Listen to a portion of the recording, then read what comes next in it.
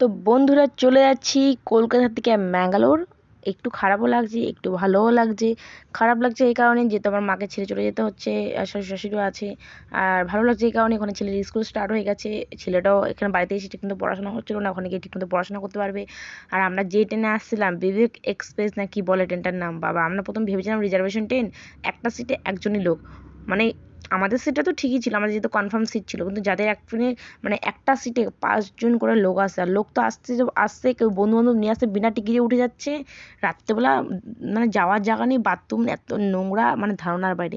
ট্রেনটা যে এত বাজে আমরা জানতাম না। অ্যাকচুয়ালি আমার হাজব্যান্ড প্রায় 10 বছর পর ওই লাইন দিয়ে যাচ্ছিলো, ও বুঝতে পারিনি যে ট্রেনটা এত বাজে। আমরা ভেবেছিলাম নতুন নিয়ম বের করেছে, ট্রেনের অনেক নিয়ম হয়েছে যেহেতু, তাই কিন্তু এত বাজে ট্রেন ধারণার বাইরে। আর জীবনে ওই সাইড দিয়ে তো যাবো না, গ্যারান্টি। যাই হোক, অনেক কথা বললাম। এটা হলো মানে এখানে আমার বন্ধু, বললাম যে আমার বন্ধু সবসময় আমাদের পাশেই থাকে, ও আমাদের সাথে যাচ্ছিলো। আর এখানে আমি আর আমার ছেলে পোজ দিচ্ছিলাম, যেহেতু একটু আনন্দ আনন্দ মনে লাগছে।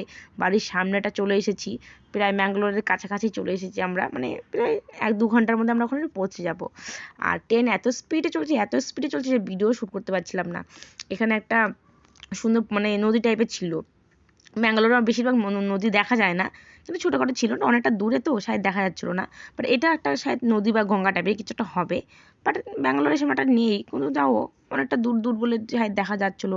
আর এই জায়গাটা না আমি কী করেছিলাম জানো তো, ফোনটা বাইরের দিকে নিয়েছিলাম, মানে যে জানলাটার বাইরে নিয়েছিলাম। হট করে আমার মনে পড়ছে, এখন যদি ধাক্কা লেগে ফোনটা পড়ে যায় তখন কী হবে। আর আমার ছেলেরা, আমি এখানে ডান্স করছি। আসার সময় আমার ছেলে যা কান্না করেছে, ও ঠাকুমা দাদুর জন্য প্রায় 3 ঘন্টা কান্না করেছে, 2:30 থেকে 4:30 অবধি কান্না করেছে। মানে ও আমাদের সাথে যাবে না, ও ঠাকুমা দাদুর সাথে কলকাতাতেই থাকবে, ওখানে স্কুলেই ভর্তি হবে। কিন্তু আমরা ওকে জোরজবস্তি কেন নিয়ে আসলাম, এই কারণে প্রচণ্ড কান্না করছিল। তা আমরা অনেক বুঝিয়ে মাজিয়ে অনেক কিছু বোঝানোর পর একটু শান্ত হয়েছে। তারপরে আমার ছেলে আসার সময় খুব আনন্দ করছিল, যেটা সত্যি কথা। কিন্তু কলকাতার থেকেও আসতেই চাইছিল না। এখানে আমরা রিল ভিডিও বানাচ্ছিলাম, তা আমরা ডান্স করছিলাম। আর আমার একটু তোমাদের যেটা বললামই তো, প্রায় স্টেশনের কাছে আমরা চলে এসেছি। 5-10 মিনিটের মধ্যে আমাদের ব্যাঙ্গালোরে নেমে যাব। তো ভিডিওটা ভালো লাগলে লাইক কমেন্ট করে দিও। চেষ্টা করেছি একটু ভালো ভিডিও শ্যুট করার, সবসময় চেষ্টাই করি, জানি না কতটা ভালো ভিডিও প্রেজেন্ট করতে পারি, কিন্তু চেষ্টা করি আমি সবসময় ভালো ভিডিও প্রেজেন্ট করার।